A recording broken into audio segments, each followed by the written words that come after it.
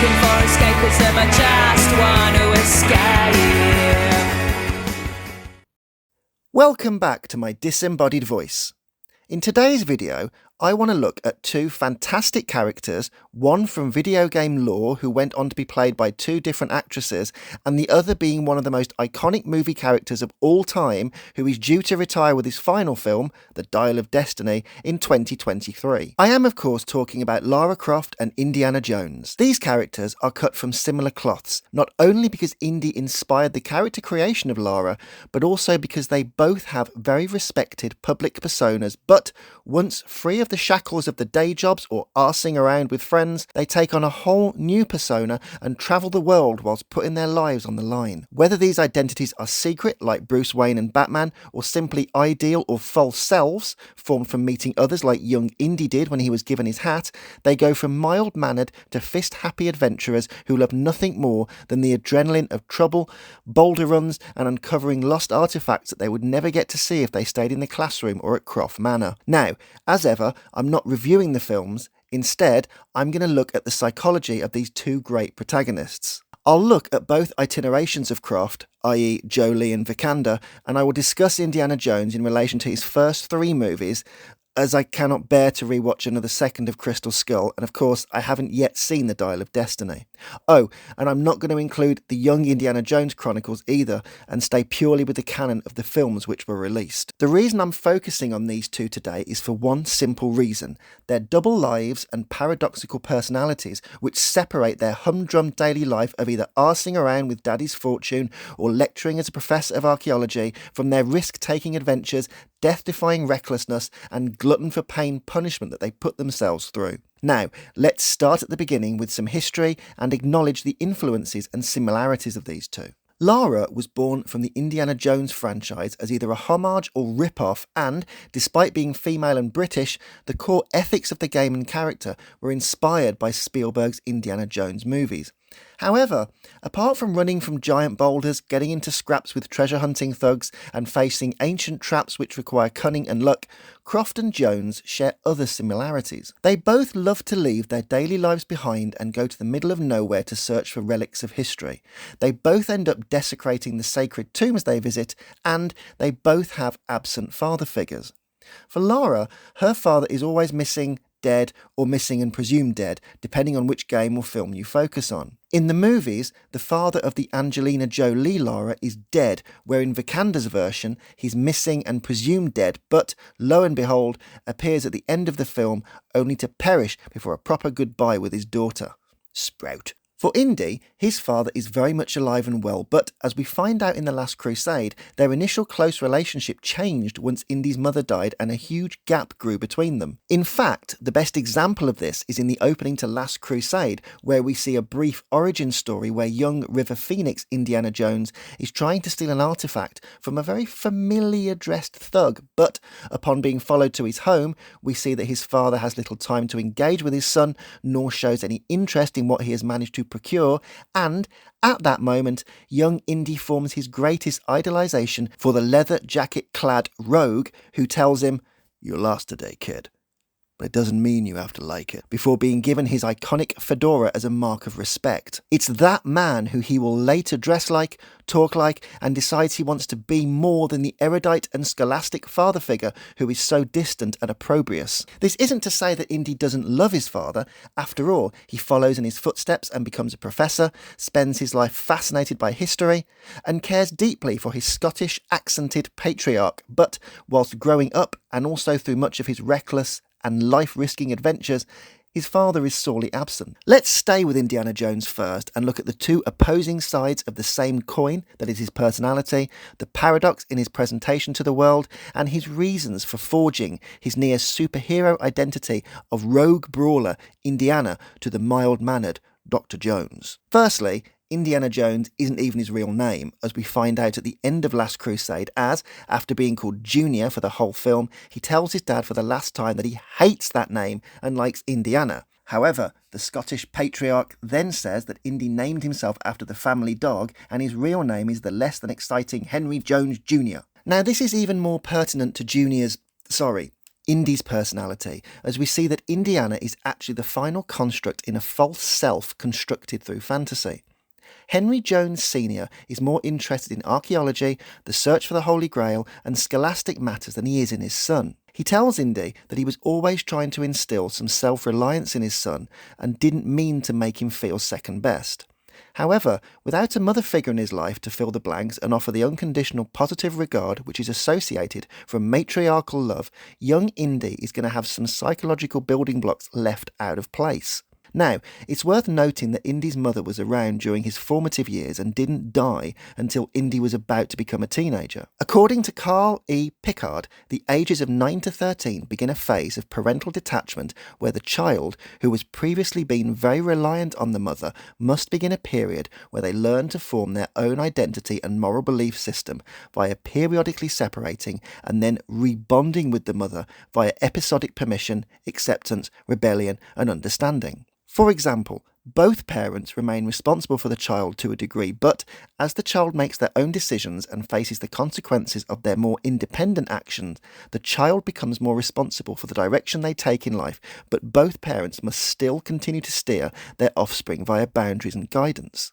The child is starting to interact more with an ever-expanding phenomenal field of reality, but needs resilience, reassurance, and direction in order to balance the disorganization of what is slowly becoming the organized self. Indy's father is trying to teach him resilience by being quite detached. However, when the mother figure is absent, the sole responsibility is all on the father's side. For Indy, his father is a staunch disciplinarian who is also emotionally aloof. Now, this certainly hasn't impacted on Indy in terms of his career and success as a professor, but in terms of what leads him into his thrill-seeking, that's a different matter. Researchers believe that the characteristic of thrill-seeking and reckless behaviour encompasses 4 components. First, an innate quest for adventure and risk. Second, a love for varied and novel sensations. Third, a natural ability to be disinhibited and unrestrained. And finally, fourth, susceptibility to boredom. For Indy, his emotionally aloof father doesn't respond to him emotionally. We see this at the start of Last Crusade when River Phoenix Indy is forced to count to 20 in Greek before his father will even acknowledge him, and then later on, when his father smashes a Ming vase over his head, the concern Indy thinks is for him is actually about the priceless artifact. Psychology Today studied teens who had aloof or poor father figures, and they showed that this particular parenting style creates an increased risk of acting out or risky behaviour. Now, Indy doesn't do drugs or crime, and he continues his love of archaeology and history, but Henry Jones Jr.'s alter ego, Indiana Jones, ends up seeking reward and hedonism by placing himself into more and more dangerous scenarios. Perhaps not being rewarded or pushed away at every turn by his father creates a scenario where Indy sought validation and reward in another way. And, because he was always taught to be independent, Henry Jones Sr.'s excuse for not being emotionally available, the only time that Indy feels really good is when his limbic system takes over and floods his brain with cortisol, serotonin, dopamine, and all the other good chemicals which make him feel alive by doing the most reckless things possible. Whereas his father wants to stimulate the intellectual parts of his brain, and his lack of parenting causes a deficit of oxytocin, learned validation, and operant conditioning that he only receives love through showing erudition and academic success, Indy is more drawn to the character he steals the cross from in The Last Crusade, so much so that he creates the whole Indiana Jones persona after being given his hat, because that moment was where he got his first true adrenaline rush, and, as well, that leather jacket dressed stranger showed him genuine respect for trying, but also ultimately failing to steal the artifact. Indy becomes this rugged and roguish archaeologist and, most of all, spends 3 films putting himself in more and more dangerous situations, and, during the motorcycle chase in Last Crusade, where we see his father's disgust at his adrenaline thrill-seeking and mass Nazi slaughtering carnage, we can see why Indy identifies with the roguish stranger more, and that, over time, his false Indiana Jones persona has now consumed more of who he is, and there is a real question of where Professor Henry Jones Jr. ends and Indiana Jones begins. A bit like Batman, where we don't know if the secret Batman is the dominant personality over the public Bruce Wayne, Indiana Jones teaches by day and dresses every inch the boring but adored lecturer his father wanted him to be, but in between, starts globetrotting and putting himself in life or death scenarios and follows the addictive highs of being the tomb-raiding hero he admired from that particular train fight at the start of Last Crusade. With a more inclusive and loving parenting style, Indy's neocortex and operant conditioning would be led more by the frontal cortex and white matter parts of his brain, where Indy would then step back from risk. But, reckless in his teenage rebellion, in love with the image he saw on that train while stealing the artifact and feeding off his limbic system junkie hormones, Indiana Jones is happier when facing death than he is in a classroom of adoring students. Anyway, let's move on to Tomb Raider for a bit. In the 2018 Tomb Raider, Lara hasn't claimed her father's fortune because if she does, then this means that she is confirming that he is dead and she isn't ready to let him go. For Lara, she's grown up pretty much in the highest echelons of society only to end up orphaned and alone, and thus her personality is geared much more to being an aloof loner than it is being rebellious. Brought up by the aristocracy, all nice and British in her reserved manners, she sought similar thrills to Indy by spending long periods alone doing dangerous things and following a more reckless path. Inheriting a fortune but not wanting to throw hedonistic parties, shag losers, or spend her days with cocaine bowls all over the house with sex slaves and hanger-ons everywhere, Croft is happiest when facing the elements alone. With a history and canon which has evolved and been altered over time, Lara's past is more nebulous depending on which film, game, reboot you came into. In the very first Tomb Raider game, Lara Croft was the sole survivor of a plane crash, and she survived by her own wits and, upon returning, could no longer live in the stuffy echelons of the society which raised her. So, what's paradoxical about Croft? Well, first things first, Lara is part of the British establishment. Or, in more layman's terms, she's a bit bloody posh. However, for someone with such a good upbringing and who went to school in Wimbledon and mixed with the echelons of the British rich list, her desire to run around in the dirt, put her body through hell and risk life and limb is a far cry from being Lady Croft. Lara is grieving for her parents and withdraws from the world, very much in love with them and devastated by their loss, hence why she isn't claiming the fortune as it seals her father's fate while there is still hope. She is going through a journey of coping, battling her grief and placing herself in dangerous situations which make her feel alive and are very cathartic for her. One could argue that she's pushing herself to the limit so she dies and joins her father in heaven.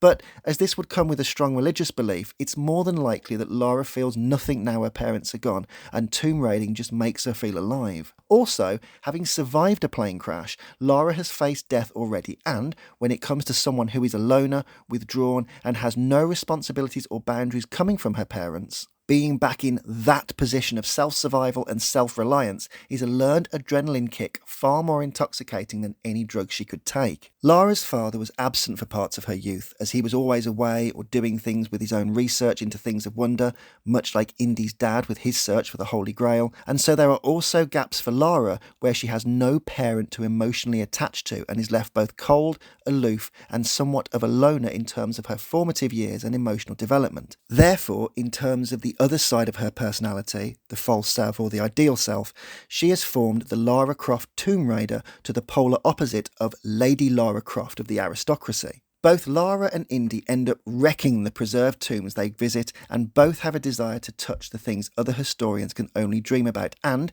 be it fighting on a rock crusher, battling tanks, jumping across ravines, or swinging from a great height with little more than a pickaxe, both of these characters are beautiful enigmas when it comes to their psychology. I don't think there are any questions about damaged limbic systems in the brain, which can cause more risk-taking and reckless behaviour, as fear is inhibited and the frontal lobe processing is impacted, and both Indy and Lara are wise and erudite in terms of knowledge, and don't run headlong into trouble on purpose. It's just their sheer disregard for safety and love for adrenaline leaves them in incredibly vulnerable positions. Even when Indy states he's making it up as he goes along, he still exercises some caution. So, for both Indy and Lara, their actions come less from damaged brain areas and more from a combination of distant parenting and social withdrawal and the exhilaration which released them when they were faced with real danger or released themselves to the rebellious side of a youth which was always dependent on pleasing mother or father in either posh schools or achieving good grades. Basically, their once extreme hobbies have now morphed into an encompassing lifestyle. We all need to release unprocessed and pent-up emotion, and if you can afford to travel and have a nomadic lifestyle outside of your day job, then why not see the world? But even more than that, get the occasional adrenaline kick and indulge in some masochistic peril. However, for Lara and Indy, the safety of a controlled rock climbing or potholing exercise isn't enough, and they both need more and more extreme limits. Even when they both nearly die, their ideal selves are paradoxical in the sense of, rather than remembering all the nice and safe things they have at home and the great lives they have, they both just keep seeking out more and more high-risk adventures and putting pain before pleasure, which means, although they might get beaten to a pulp or break a few bones stopping a minecart or falling out of an abandoned plane once in a while, the most important thing is that they are as far away as they can be from the Lady Croft and Dr. Jones personas at home. And, harking back to where Indy starts and Junior ends, or vice versa, which one is the false self, and is the adrenaline-hooked thrill-seeker the dominant personality? However, for both of them, they are both timeless characters, and, whilst Croft is still waiting for a truly brilliant film, she has some great games behind her, and one day, someone will get the balance of Indiana Jones, video games, and iconic characterization right, and will get the action film she deserves. For Indy, it's Dial of Destiny and then, according to Harrison Ford, all done and done and never to go back. We shall see, though, whether or not one day it gets rebooted. Anyway, that's it for today's video. If you like what you see, then please like, subscribe and leave a comment if you want to, as they always generate good debate. And as ever, until next time, I'll catch you later. You lost today, kid. But it doesn't mean you have to like it.